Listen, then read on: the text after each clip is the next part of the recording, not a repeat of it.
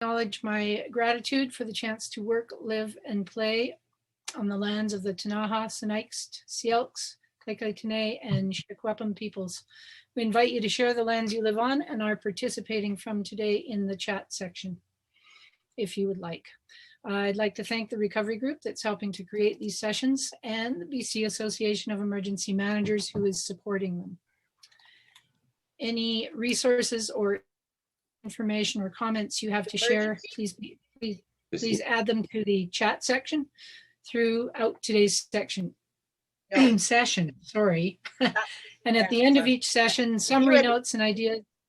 Sorry, has someone got their, are they unmuted? Is that just feedback? Okay, I'll continue on. At the end of each session, summary notes and ideas along with all links shared and presenters' contact information will be sent out to those attending.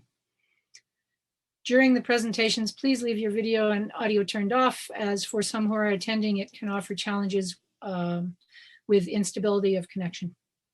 So we had an excellent session on February 24th with perspectives on community-led recovery coming from both Australia and New Zealand, which included reflections from both countries on the challenges encountered in terms of capacity for various agencies to respond in recovery situations.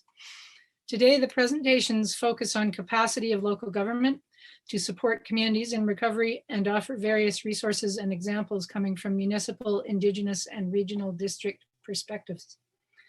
The presentations will include a look back at a disaster and how the community has moved forward from a wildfire, current planning for resiliency, and options of programs already running that could be a good fit in pivoting towards community recovery planning and use. And we had a little switch around with our presenters. So we are going to begin with,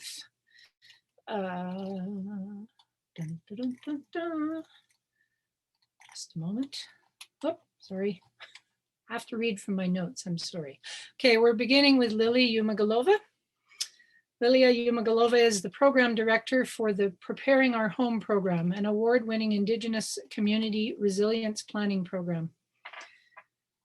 Lilia is a Bashkir woman born and raised in the Soviet Union in a low-income area of a large urban center prone to recurring floods. It was witnessing these regular disasters affect her community year after year that influenced her choice of profession. Lily holds degrees in engineering with a focus on emergency management, a Master of Science in Risk Analysis from King's College London, and a PhD from UBC with a focus on resilience planning. So Lily, please go ahead.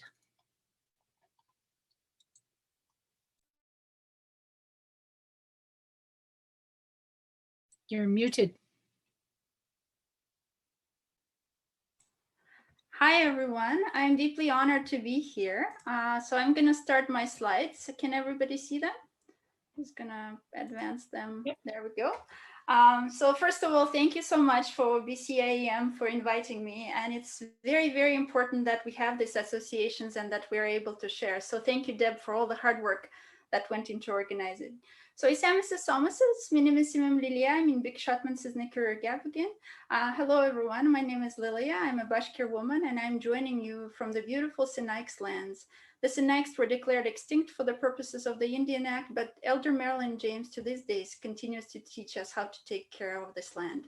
I will be talking about Preparing Our Home program.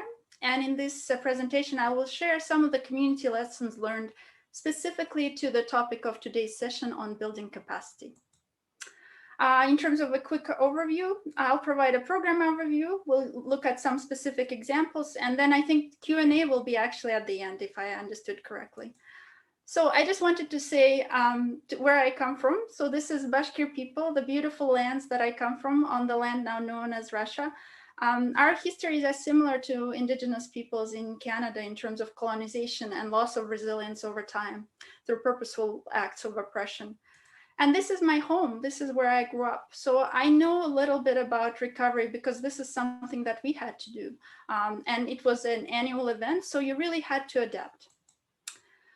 I'm also an academic in this field and I'm very curious about recovery. It's one of my favorite topics, in fact. And what we know is that recovery is the least understood phase of disaster management.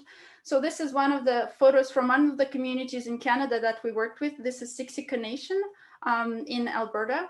And you probably remember there are some people here like Chris Marsh, people that are highly aware of what was happening in Alberta at the time, right? So recovery creates a space of opportunity as well, though. So this is something that I would like to talk about as well. One of the important things that I think is important to remember, and this is something that came out of Calgary recovery as well. I remember as they developed their economic recovery, the guiding framework. You know, you can never have good enough plan that will meet every recovery scenario, but you can have a framework. So some of the communities that we worked with, the frameworks are centered around the medicine wheel. So you're really looking at after emotional, spiritual, physical, and mental needs of the community. Some others really look at the broader community. This is in Lillooet Nation. You look at all the different elements that can lead to the more prepared and capacity building in communities. So anything from first aid courses, firefighting, herbology, food preservation. So a much broader kind of holistic view on what a capacity in the community could look like. In terms of preparing our home, our approach really centers on the youth. So youth as catalysts for change. And I think this is really appropriate, not only in Indigenous communities, but in any community, that youth are the ones that will be carrying the future forward. So how do we build their capacity to become disaster recovery leaders and community preparedness leaders? Well, the way we do it is by providing very specific tools. And everything begins with kind of understanding risk that the community is faced with. So we do that through participatory hazard mapping and assessment. We do asset mapping. So what are the key strengths that community has? We do gap analysis. What are some of the things that are really missing? And then preparedness at the personal, for example, school, community, household levels. And one of the things that we also work with is this notion of capacity building for recovery. So be it sandbagging, be it elder notification, many, many different things and ways in which the youth can contribute. At the core of this, I love this session because it's a community-led action. So often in recovery situation, as you know, as the hierarchy rolls out, the community kind of is struggling to kind of find its own way as all this, there is an influx of foreigner, like people from outside of the community and so on and so forth, the resources, the language they don't speak and so on and so forth. So community-led action is at the core, and engaging youth before disaster happens is also at the core. I believe Deb sent out this toolkit. It's a toolkit that we developed for preparing our home, how you can build Indigenous community capacity. And I'll share some of these examples today. So at the core is intergenerational learning. So Keith, I believe, is joining us today from the Nuu-chah-nulth land. So this was done in Ucluelet. So you start with what you've got. If it's a hand-drawn map, well, that's what you use. In Ucluelet, they have, in Ucluelet First Nation, they have Kali Tucci, who is their GIS specialist. So this is the tsunami mark. And then we also fly drones, right? Like you look, what is the asset here? Well, it was the return of the herring.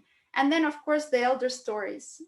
You know, the stories that people who have been here for a long time, the stories that we'll hear from Bill today, very important. That is our source of resilience as well. So combining all of this in your planning process is very important. Vulnerability mapping. This is something we did in Curve Lake First Nation, amazing lands department in Ontario. So look at that. Like if you look at the map, they basically mapped out where are the key vulnerability points. So in an event of a disaster, the youth can go and notify the elders that this is what's going on. So, and other many, many different plans came out of just understanding where your vulnerabilities are. At the core of this is capacity building. And this is, again, community probably that Keith knows well, and maybe others on the Nuu-chah-nulth land. So this is a house it, tsunami preparedness, asset mapping, storytelling, digital storytelling, photography, oil spill training, all the different things that you can engage youth in something fun, boots on the ground, hands-on, and that sense of community and helping. A lot of youth that come through our program are actually really shy youth. So it's a big step for them to step up, yet those are your leaders. Those are the people that will be staffing your AOCs and so on and so forth. So very important to build that capacity in advance. I also want to say that Indigenous communities in Canada and around the world are undergoing cultural recovery right now. So through purposeful acts like land dispossession, colonization, cultural genocide, so on and so forth, the culture has to be at the core of the recovery. So how we do it through food, language, and other kind of cultural activities that bring people together. So these are some of the photos. David Neviu from Matagami First Nation at our event, he never carved a paddle before, but the moment he touched this paddle and started carving, he was a complete natural. And he said, you know, it's as if something I always had in me and it just awakened. And here are some other photos from Lillooet Nation and a house at Kamina Hunter. Some of you may know him, a carver there. I will briefly talk about the work that Casey Gabriel in Lillooet has done, because I think this is a really great example that can really resonate with many communities, Indigenous and non-Indigenous. So emergency bin preparation. Youth are they are exceptionally talented at inventory. They're exceptionally talented with all the tech and kind of stuff. So use them and show them what is the best way to prepare. So we found, as part of the Preparing Our Home workshop, the youth discovered these bins that were tucked away, and they were so old that the batteries disintegrated. The rubber gloves were falling apart. So something like that, building community memory around preparedness, it's not just happens overnight or today, right? It's something that you have to do regularly. Youth identified hazards, a really fun activity to do with youth. What are all the different things that can happen to our community? Of course, zombie apocalypse is on there, as is no Wi-Fi, but as are diseases and pandemics. So this is way before we even thought about this, the kind of current condition we're in right now. Again, so emergency preparedness, if you're staffing your ESS center, how are you engaging youth? What are the most effective mechanisms? How can you do that? Something to really think about as you develop your programs. And then, of course, knowledge put to a test, that's Casey. And out of this workshop, basically, a few people signed up to their volunteer fire department. So that's how capacity is built, right? Where can they carry that knowledge forward? In terms of what we're doing right now in COVID times, we're running, similar to today's gathering, a nation-to-nation learning. So I invite all of you to join. This is Indigenous practitioners basically sharing lessons that are the work that they're doing in their communities. It's an excellent forum, and it's very much sharing circle style. So we all get to talk and meet each other and get to know each other. We also have national gatherings, so where we bring Indigenous youth from across Canada to learn from each other. This is at Inkamip on Osoyoos Indian land bands. We will have a next gathering when it's safe. So if you know youth in your Indigenous youth in your communities that would like to participate, please be in touch. That's how we build capacity. We bring them together, they learn from each other, they learn from elders, they learn from seasoned emergency management professionals, and they carry that knowledge keepers. As Sheena Sinclair from Stanley Mission said, I became a knowledge keeper after this event and brought this to her community. And as a final slide, I just wanted to share some lessons learned through our program that are particularly pertinent to recovery planning. It's really important, the pre-disaster recovery planning, as we call it, it's really important to include multiple hazards, right? Like both slow onset and rapid onset. So you're looking at coastal storms and flooding, as well as coastal erosion. So not to forget that kind of long-term climate change risks, and also opportunities that potentially come with them. I honestly, having worked with communities across Canada and globally, I think First Nations communities are really uniquely positioned for community-based planning, as are a lot of our kind of smaller rural communities, because people know each other. People know the land. People have the stories and they remember. Another important thing to remember is that First Nations are the first responders. They've always been here and they've been adapting since time immemorial. They survived the colonization, they survived the diseases. So they are the leaders. There is a lot that we can learn from them. Youth are catalysts for change. You know, one thing we find that it's youth, working with youth is apolitical. They are a unifying agent. But this work obviously has to be intergenerational. It's important to acknowledge colonial impact. So displacement, Land Indian Act basically placed these communities on the lands that was seen as undesirable for settlers, right? So this was by design. This is a designed inequity. there is intergenerational trauma that you have to work with. And then all the infrastructure issues like access roads, one road in, one road out. In many indigenous communities, it's a colonial legacy. It was easier to control populations that way. Lack of dikes and so on, so on. The list goes on, housing issues. Recovery planning really needs to connect and build with other developed fields of practice, such as response, public health, economic development. How do we do this better? You know, often as we learned, like through work that Chris Marsh done, you know, it was very important for them to work closely with economic development and other agents to really, for that kind of more holistic recovery. How can we do that before things happen, before disaster strikes? The other important thing is to think about what we call multiple planning co-benefits. So if you are thinking about housing renewal and you're going through your pre-disaster recovery planning, well, how do those connect? What are some of the potential? When the funding will come in, how are you gonna address these synergies? And then when working with indigenous communities, I think it's really important to come through from this position of inherent rights and inherent strengths. And I'm grateful that Deb asked us to acknowledge the land from which we're joining today. And then finally, I think Emily Dickin will be speaking at one of your sessions, and as are many other practitioners, this piece around cultural humility and training for non-Indigenous practitioners, I encourage all of you to step forward in that realm, to see what you can learn and do things differently, maybe better, maybe more collaborative, maybe you'd go through an active listening exercise, a blanket exercise, and things like that. I really hope it's a really hopeful, amazing, inspiring space, and I hope you take that chance.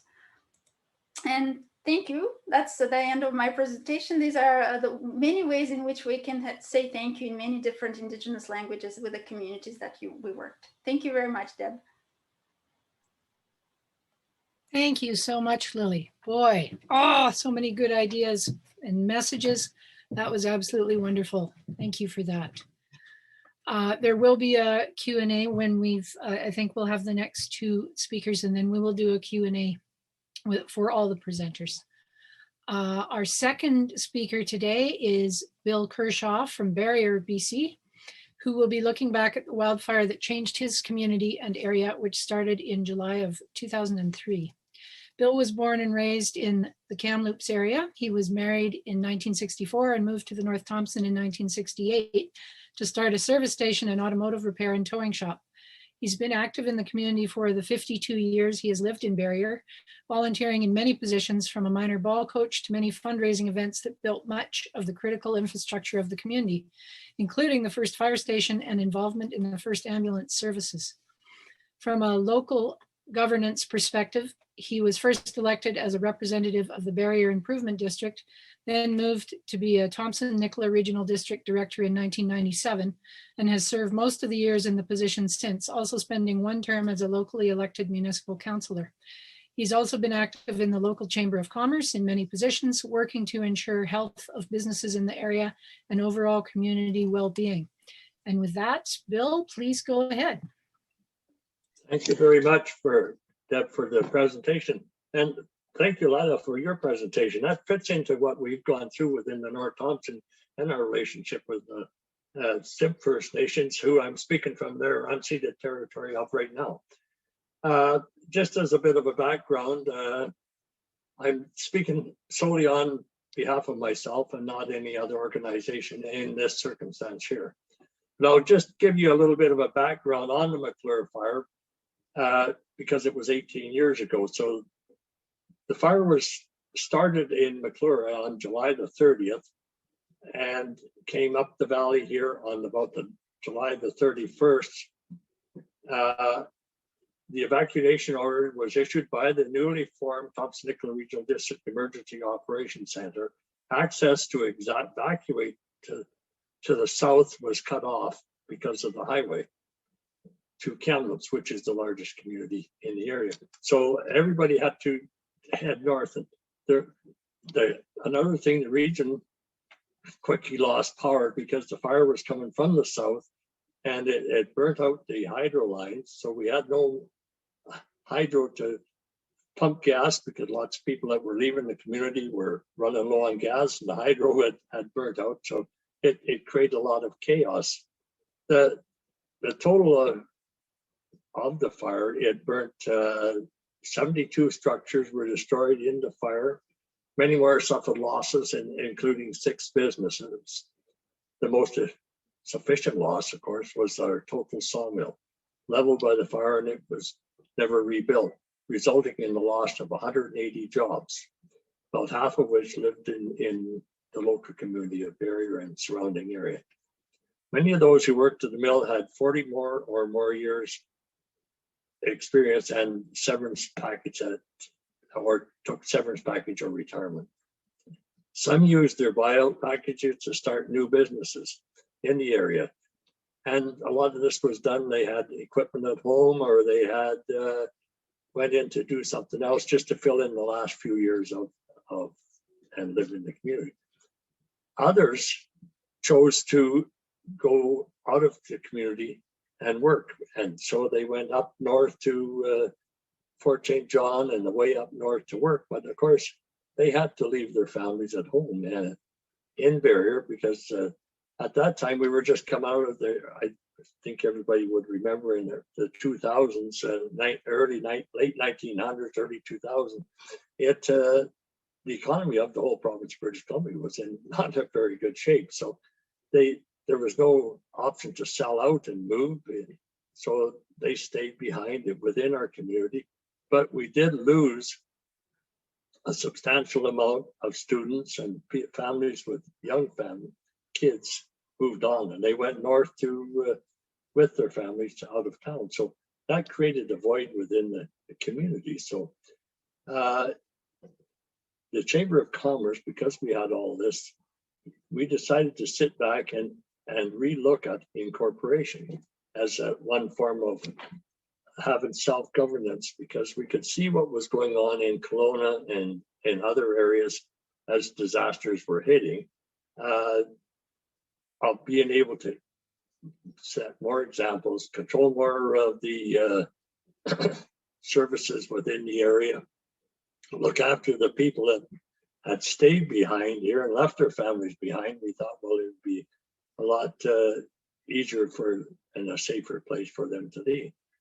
And under incorporation, of course, it's more closely to govern themselves. The increase in the ability to govern was discussed as an advantage when looking at tourism dollars to the community when promoting the community as a place to live. The incorporation discussion centered around communities' increased ability to determine their direction in incorporated municipalities versus being part of a very large regional district. As the democratic shifted, individuals became more involved in local governance and were more receptive to the idea of change in the structure. The grants available from the province to incorporate municipalities also favored heavily the decision to incorporate, as they were favorable to the local areas. The vote to incorporate it passed on December the 4th, 2007. And this was the third time, I guess, that we'd gone 2 previous times towards incorporation, and it had failed, and the third time it became there. But since incorporation, it's been a little bit of a slow, methodical movement. When you get newly elected people, you run for incorporation, then you have no control over who get elected, and that always changes what your perception is going to be. Originally, we thought we would be able to have a community that kept volunteers. We kept everybody working steady all the way through, and made it easier for volunteers to exist, and that all worked out in favor. So I think as a community, we've done quite well under incorporation, and it's worked in our favor. Then there was, I see on the thing it says second fires, and there's always a chance of second fires within the community. But if we were to ever have second fires, we're more prepared, and a lot of our preparedness has come because of the First Nations they took a leadership role after the first fire that seemed to catch everybody a little bit blindsided. We prepared, and now they're actually our leaders within the second group. We have our EOC within the TNRD, but some First Nations have taken a leader role. So I actually contact them most of the time, see what's going on in our areas on the little fires that we've had around there. We always going to have a chance of having more fires because all our fire burnt from the north right into the district of Barrier. Now we still have on the north side of Barrier, on the First Nation side, and up East Barrier Lake, North Barrier Lake, Adams Lake, and that there's always a chance of fire coming back down from these other parts of the area. The capacity of the community has changed substantially since 2003. While the McClure Kelowna wildfires in 2003 were the first major events in the past 2 decades, there have been many since that have profoundly affected communities. Every incident has been an opportunity to learn more and refine practices. Recently, the ability to manage large fires has increased. So that was a fault that when during our fire, the communication was poor. They wanted to keep it as a close kept secret. And then I stayed in behind on when we had our fire and answered the calls because people phone say, I hear Barrie is gone. Well, Barrie wasn't gone. We were very lucky. We lost all our homes in Lewis Creek and the surrounding area and the loss of the businesses. And with the loss of all the business, of course, we had to rebuild on a drastically changed community. We went from being a community that had lots of young people. I think our school dropped down about 50% in students almost there for a while, and our population dropped by about 400 people. And over the years, we built back up, but it just totally changed everything. In the best practices, I think communication was key in that, and incorporated communities. And that's about it. I haven't got much more. A lot of us were covered it. We totally rely on our First Nations here now. So I think that's the remainder of my presentation, really. Well, thanks so much, Bill. And it's very interesting to hear how things have come along so long afterwards. It's not often that we get a chance to go back to a community and say, how are you doing? But so, thank you. And I'd be ready to answer questions afterward because I can answer lots of questions rather than going forward. But anyway, that would be good. Thank you. Okay, thanks very much. And we will have some questions after. We'll just have our third presenter and then we'll open up to more questions. Thank you. So, thanks so much, Bill. Our final presenter today will be Emmanuel Machado. Emmanuel is the Chief Resiliency Officer of the town of Gibsons, BC, and the Chair of Municipal Natural Assets Initiative, MNAI. Since 2001, Emmanuel has worked with communities throughout Canada, promoting a greater use of renewable energy, net zero buildings, water strategies, social plans and sustainability frameworks, all with a focus on people, recognized with numerous awards, including the Arbor Vitae Award from the province of BC and the Professional Award for Innovation in Local Government. More recently, Emmanuel led the development of the town of Gibson's Eco Asset Strategy, the first in North America to formally recognize the role of nature as a fundamental component of the municipal infrastructure system, leading to a greater understanding of the value of ecosystem services and improved financial and operational management plans of the community's natural assets. So Emmanuel, please go ahead. Well, good afternoon, everyone, and thank you very much. And pardon my lateness this afternoon. Let me start by acknowledging that I'm coming to you from the traditional territory of the Shuswap and the Squamish Nations here on the Sunshine Coast. What I wanted to share with you today is a little bit about our own recovery, and it's primarily focused on the use of nature-based solutions to support our recovery, both economically, environmentally, and socially as well, in terms of not just recovering from this, our latest challenge with COVID, but everything else that has brought along including homelessness and climate change and our overall resilience, I would say. But for us, it really started with a question. We wanted to understand how dependent are we on nature to continue to provide services to our community. I would say the answer in general is not that we're very dependent, we're totally dependent for the services that we provide, from water and drainage, but also for other types of services that we benefit. In Gibsons, our drinking water is stored and filtered by the Gibsons Aquifer, and we pump and deliver that water. Nature does most of the work. Our creeks, our forested areas, our soil combined store, convey the vast majority of the drinking water, the rainwater that falls in Gibsons. And being a seaside community, we've got issues like sea level rise and damaged coastal areas that we're working to restore. And what we notice is the more natural the area, the more resilient it appears to be. We want to recognize that while we're talking to you from the perspective of a local government, so we talk about in services and so on, we recognize that nature does many other services, including pollination and habitats and slope stabilization and many others as well.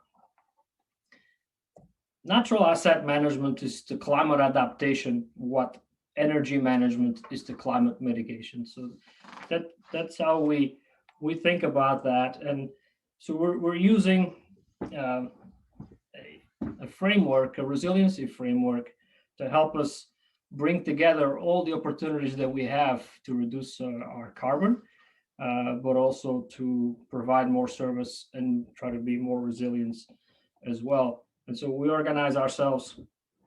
Last year, Council changed my designation to a Chief Resiliency Officer, in essence recognizing that my job as CIO is not just the administration overall, but we have to also think about emergency planning, risk management, and the overall strategic planning as well. So we focus on areas such as planning and development, financial planning and risk management, and resource management too. So for us, the issues that we have to contend with from a climate change perspective, you're looking at droughts and floods and sea level rise, as I was talking, but also everything else that happens on the land. And our role, the town of Gibsons occupies a very small space within. This is representative of the Gibsons watershed from the top of Mount Elphinstone to the ocean. And we occupy about 4 square kilometers of a relatively large area. What this demonstrates is that we're trying to say that we need to work together to ensure that we restore and maintain the ecological services that nature provides in the watershed as fundamental to us. But unfortunately, we've got over 10 different agencies and governments with regulatory oversight over these areas, and we're not doing a good service to nature itself. And these assets are operating at a lower capacity that they should. So we think that's an important area to address, in particular, to address it from the perspective of scale and from the perspective of governance. So what we mean by scale is that we can't manage our infrastructure alone simply by the boundaries of the town, and that many of these areas, in fact, start in somebody else's land. And so we think a better lens is a watershed, which is a natural ecosystem lens. And so we want to move our planning, and have been moving our planning outwards. We also think that the governance in BC's watersheds isn't where it needs to be from our perspective, and that we've worked with our regional governments, including our Indigenous nations, and got support to work collaboratively on watershed governance with a management plan. The management plan, that's what we've been working on. It's based on natural asset management approaches. It's collaborative. It includes Indigenous knowledge and citizen science as well as we move forward. From a financial planning and risk management perspective, I think it's important to recognize that your natural assets that we use aren't your average asset when it comes to financial plans. They have no upfront costs generally. They have no replacement costs. They have no financial depreciation. In fact, they have an appreciation in value as time goes on and climate continues to change. They can be carbon neutral. In fact, it can even be carbon positive, and we store even future carbon into these expanded areas.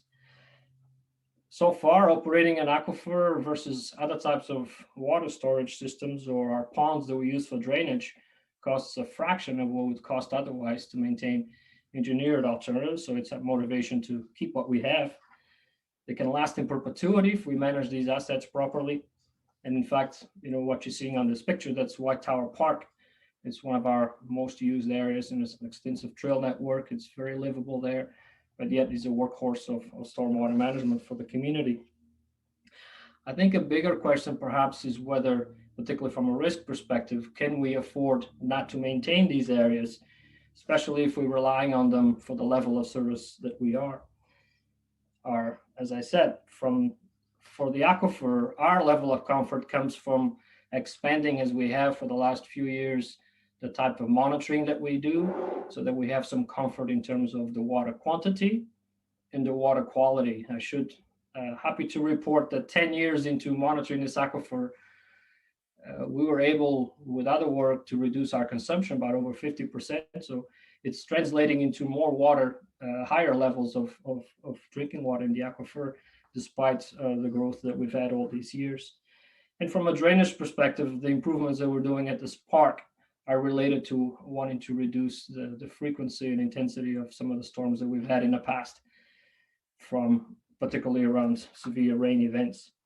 Financially speaking, we don't have the money set aside should anything happen to any of these natural assets.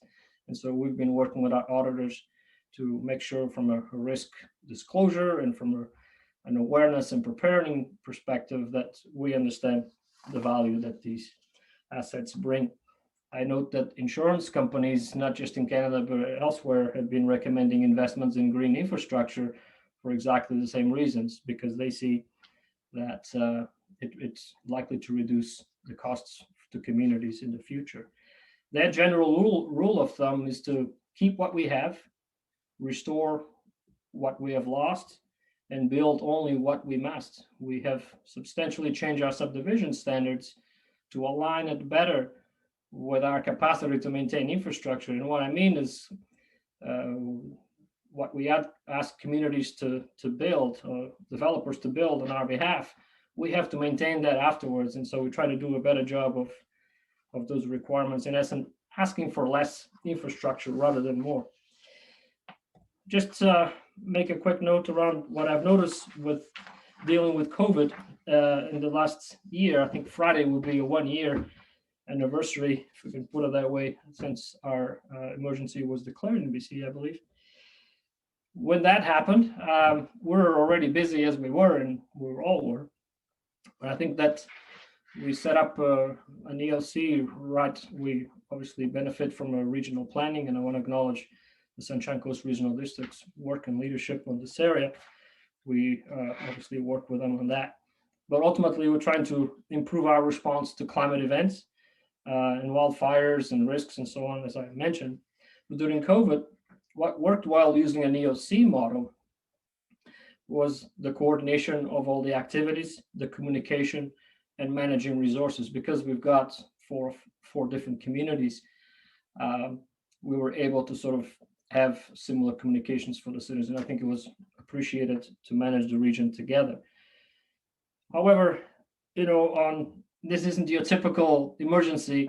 I note that the front line wasn't exactly, we're not used to that model. So I think what we've been talking about is sort of an EOC type setup, but sort of a COVID model, because there is no role so much directly for the folks that you'd normally be on the front lines. The front line is in a hospital or in somebody's home or in the workplace. And so that was interesting to notice that. The social service support, we note that neighborhood preparedness and social supports for community around checking in on folks, food security, and so on, it wasn't a really good fit. I thought that we need to do more work personally on the Sunshine Coast around increasing that type of resilience at the neighborhood level. So, one other thing that I noticed, not long after the COVID started, we had severe rain events. So we divided ourselves into teams of threes, so that we were always have somebody available that would run the operations should anything happen to one of our teams. And fortunately, we managed okay, but we also were able to say we can run with fewer people, and when there's a rain event, we can still manage. And I think local governments did a very good job of managing the last year and continuing to provide very good services to folks. One last comment I make is around disaster assistance, that there's been some changes, but when a disaster causes damage to a natural area, it's not as easy to recover those, to get financial support to recover those areas as we've seen with other types of infrastructure. And I want to acknowledge the province of BC and the federal government too, who have come up and have amended those processes as well. So that's a little bit of what we've been doing in Gibsons and the Sunshine Coast to recover and to plan and move our community forward. So I thank you very much for the opportunity to speak with you today, and I see if there's any questions and leave it there. Well, thank you so much, Emmanuel. That you can certainly see the expanse of all that is needed for resiliency, for recovery, etc. It's not just there in the town and in the EOC. It's everything and everyone working together. So we will open it up now. If you have questions and you'd like to put them into the chat, or if you would like to unmute and ask of any of the presenters, please go ahead.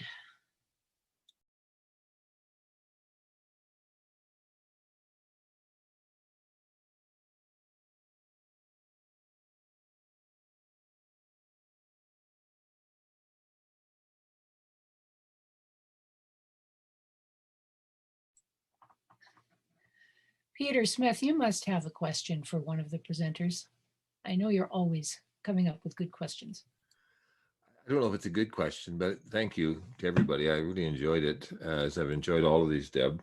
They're dropping into a great and wonderful world about dealing with some tough things, some challenges. Manuel, you mentioned that you don't have a fund or funds for some of nature's infrastructure that assists Gibsons. Is that something you're looking at? Are you looking at building up resources, finance for that, should there be some calamity in one of your natural helpers? So I think my comment in that context was around sort of a post-event, how the province responds to that. In the United States, FEMA was directed about probably 5-6 years ago to prioritize recovery natural areas before money is spent on just, putting what was there back. In our case, in our financial planning, there's a few things to think about. So from an aquifer perspective, it wouldn't necessarily make sense in our view to sort of put aside enough money that we could build an engineer reservoir that would even mimic a fraction of those services. It's what the investment is going to is the operations and the monitoring aspect of it. In other areas, we'll be investing in restoration, areas like the foreshore, the coastal assets, as we define them. And these areas will require intervention, and we're finalizing, call it the natural engineering of those areas, sort of. So we'll have some figure put aside for that. Other class of assets like the drainage assets, fortunately in British Columbia, we're able to collect fees, development cost charges for infrastructure that is required to support future growth. And so when we sort of assess an alternative, like to restore the White Tower Park rather than build an engineered option, we were able to recover the fees to build that through the development community. And that was the first time in BC that they allowed the use of development cost charges to be used towards the natural restoration of a natural area. Those are some of the areas that we think how we've been amending our our financial planning to address these, and council fortunately has been very supportive of it, because take that White Tower Park restoration, that's going to cost us around $1 million. The original price for a pipe option was just over $4.5 million. So we're not only that, but that asset provides way more service than the pipe. We can expand it, which is not easy to do with a pipe. And we don't have to put money aside to restore it, to replace it. And so those are the sort of the dynamic really change from a financial planning perspective when you start to embrace these types of areas. Just sorry, Debbie, if you want to follow up with that, Emmanuel, are what you're doing and what you're achieving in Gibsons, is that being shared across the province and elsewhere? Yes, yeah, very much so. We I chair an organization called the Municipal Natural Assets Initiative, and that organization has been piloting, call it the Gibsons Mullet, across Canada. About 50 communities have either done an assessment or have begun that process. And I think as time goes forward, I think the next step is to see that happen. It also is happening in the United States. In the UK, they're probably a few years ahead of us, and in other parts of the world. So we're spreading our message widely and getting a lot of support for that. And we just try to demonstrate for our citizens what that looks like. And they've been very, very supportive of it. Thanks so much, Emmanuel. I just have one question about your new staff member. I think her name is Michelle. I wonder if you could talk a little bit about her position, and also would she be the point person to, it sounds like everything will be run through her to a degree and things. And so in a recovery situation, would she be the point person that things would go through? Yeah, so what Deb's talking about is Michelle Lewis. Was recently appointed as our natural asset management technician. It's like an engineering tech, but for natural areas rather than engineered assets. It does a lot of the same work. And it's our asset management coordinator for the natural areas. And that work is everything from condition assessments. Her background is in forestry and as an arborist as well. It's more than testing that out, and it's about having someone that natural asset management is not dedicated to one person. It affects all of us in every department. But Michelle's role is coordinating and reporting and assessing. And as we transition our operations from spending less time in beautification and more time in restoration and preservation of these areas for obvious reasons. Thanks. Lily, I think you have your hand up. Yes. Well, first of all, I wanted to thank Bill and Emmanuel for their excellent presentations. Thank you so much for that. I have a question for both. So my question to Emmanuel is around the benefits of you becoming a Chief Resilience Officer. So I've interviewed a number around the globe in big cities like, Boston and San Francisco and Vancouver and stuff like that. But on a small scale, what direct immediate benefits do you see of introducing this kind of position? And would you recommend it to other municipalities? And Bill, I think a question for you. You mentioned something that it was really Indigenous leadership that really helped recover from the event. And I wonder, this was quite many years ago. And I wonder if you could share maybe some thoughts that you had as to how to enable that now that and has it carried on forward? So those are the kind of the two questions that I had. And I just, as a comment, I really loved what you said, Emmanuel. Keep what we have, restore what we lost, and only build what you need. And I think it really aligns with a lot of Indigenous concepts, like the Mi'kmaq have the meduculum, only take as much as you need. And the fact that you mentioned that you're working closely with Indigenous knowledge, that's beautiful as well. Thank you for that. I wonder if Mr. Kershaw wants to go ahead and I can follow, or I'm happy to respond to Julia as well. Julia, sorry. Yeah, no, you go ahead and then I'll follow you. Very good. Thank you, sir. Yeah,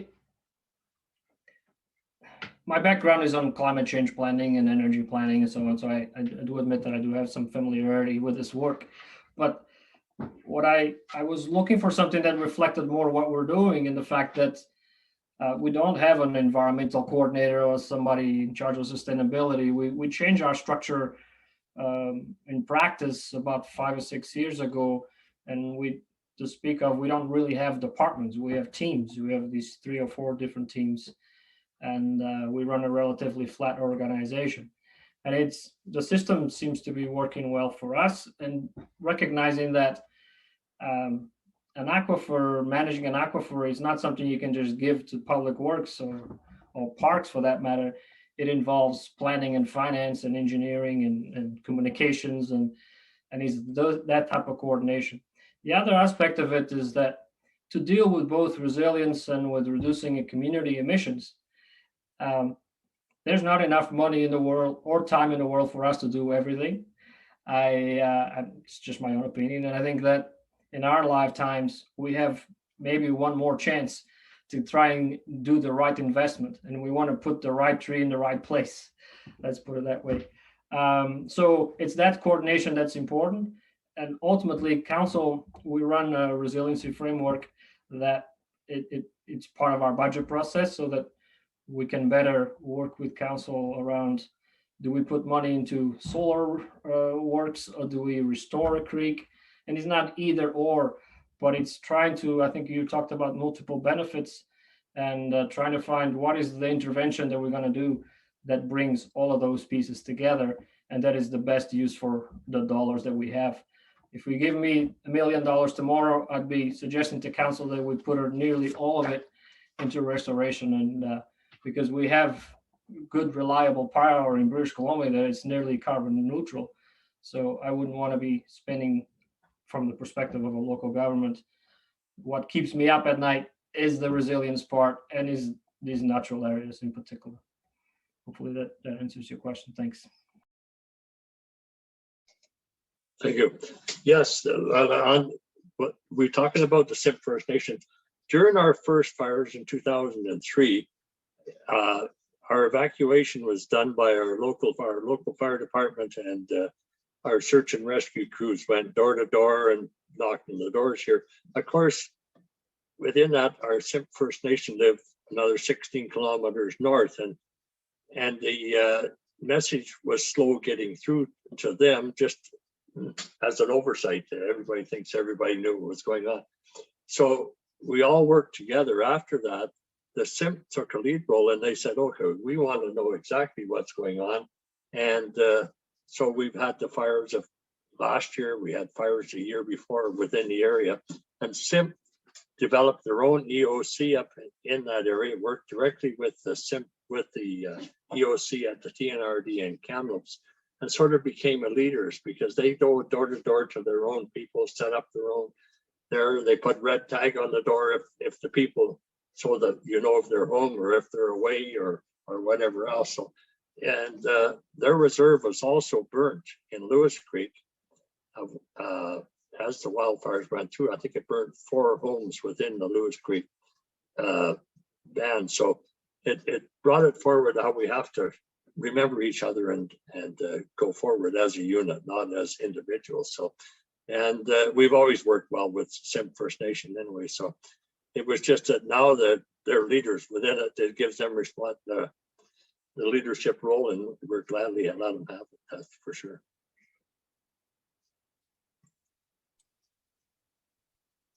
Thanks, Bill. Thanks for that. And on that note, I'm just going to share with you a couple of further notices before we end the session for this week. The 5th session in this series, scheduled for March 24th, will offer information, examples, and resources from 2 presenters regarding emotional and trauma supports available in BC, both for Indigenous and non-Indigenous communities. And also, just a heads up, the 6th and final session will begin with a presentation on communications in recovery and a Q&A. And then there will be some extra time for discussion in smaller groups about what you might like to see going forward that would help in better understanding, coordination, collaboration in community recovery efforts in your communities. So you can think about that, and we will have some smaller breakout sessions in a bit more time than the first session that we had. Thank you, everyone. Again, thank you very much to the presenters. It was a fabulous session, and we will see you again, hopefully on the 24th. Have a good afternoon. Thank you very much. Thanks, Bill. Have a good day, everyone. Thank you. Thanks, Emmanuel and Lily.